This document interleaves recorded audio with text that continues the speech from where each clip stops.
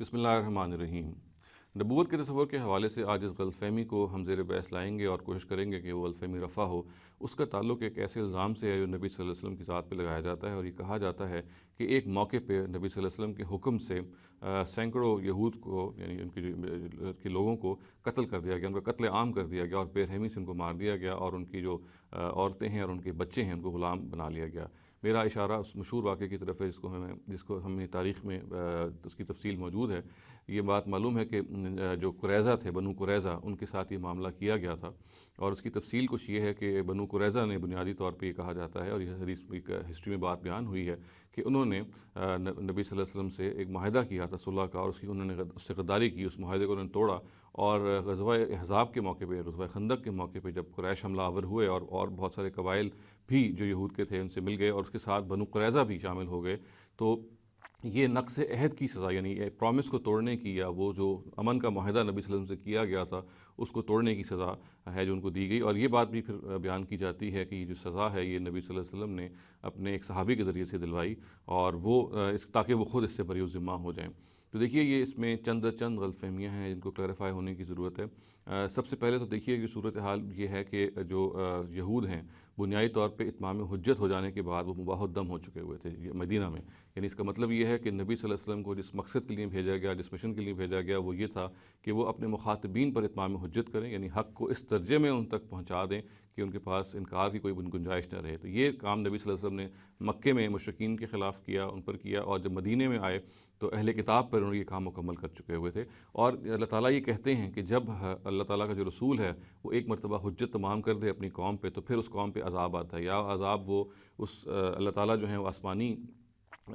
ذریعے سے لے کے آتے ہیں، اور جو مختلف کلیمٹیز آتی ہیں وہ قوم کو مٹا دیتی ہیں، اور یا اگر کوئی دارالہجرت میسر آ جائے تو پھر نبی اور اس کے ساتھیوں کے ذریعے سے وہ عذاب ہے جو موت کی شکل میں پھر ان کے مخاطبی وہ لوگ جو ان کا منکر ہوتے ہیں ان پہ نافذ کیا جاتا ہے۔ یہ وہ قانون ہے جو قرآن مجید میں بہت تفصیل سے بیان ہوا ہے۔ دراصل یہ جو بنو قریظہ کا واقعہ ہے یہ اصل میں اسی قانون کا اس پہ اطلاق کیا گیا ہے۔ ہوا صرف یہ ہے کہ نبی صلی اللہ علیہ وسلم جب مدینے میں گئے ہیں اور یہود پہ اتمام حجت ہو چکا تھا، جس کے نتیجے میں ظاہر ہے کہ اب ان کی قوم پر، ان کی پوری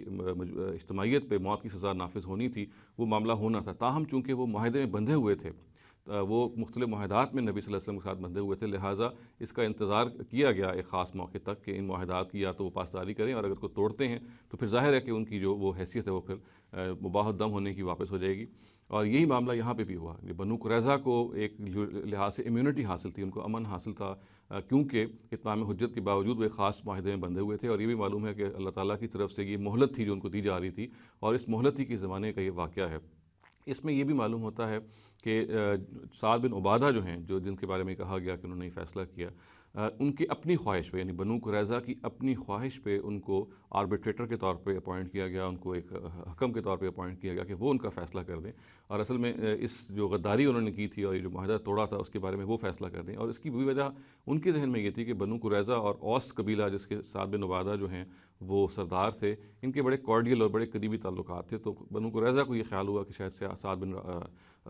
سعد جو ان کے ساتھ رعایت کریں گے۔ ہوا یہ کہ جب سعد کو نبی صلی اللہ علیہ وسلم نے حکم بنایا اور انہوں نے اس کو فیصلے کو قبول بھی کر لیا، تو چونکہ اس وقت قرآن مجید میں بھی اس طرح کی غداری کی کوئی متعین سزا موجود نہیں تھی، تو پھر سعد نے یہ کیا کہ انہوں نے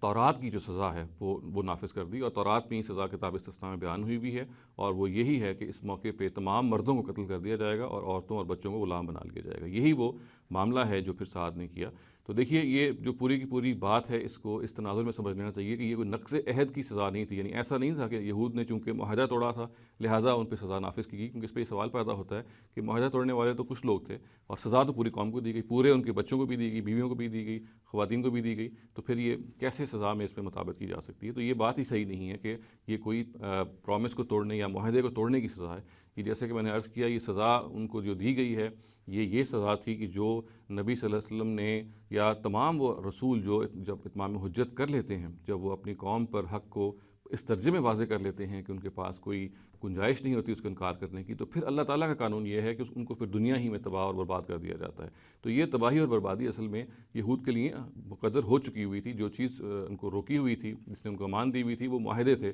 جن میں وہ بندھے ہوئے تھے، اور جب انہوں نے یہ معاہدہ بھی توڑ دیا، جیسے میں نے عرض کیا کہ انہوں نے غزوہ احزاب کے موقع پہ اس معاہدے کو توڑ دیا، اس کو بالائے طاق رکھا اور قریش کے ساتھ مل کے پھر وہ مدینے پہ حملہ آور ہوئے، تو اس نے پھر ان کو وہ امان بھی ان سے اٹھا دی اور وہ اپنی اسی اوریجنل حیثیت میں واپس آ گئے جس کے مطابق پھر ان پر یہ موت کی سزا کو نافذ ہونا ہی تھا۔ چنانچہ اس پورے کے پورے واقعے کو ہمیں اس تناظر میں دیکھنا چاہیے کہ یہ کوئی نقض عہد یا عہد کو توڑنے کی سزا نہیں تھی جو بنو قریظہ کو دی گئی، بلکہ یہ اصل میں یہ وہ سزا ہے جو اللہ تعالیٰ جو ہیں دیتے ہیں اپنے رسولوں کے ذریعے سے۔ جب رسول اتمام حجت کر لیتے ہیں، جب رسول جو ہے حق کو واضح کر لیتے ہیں، یہ سزا اور لوگوں کو بھی دی گئی اور مواقع پہ بھی دی گئی اور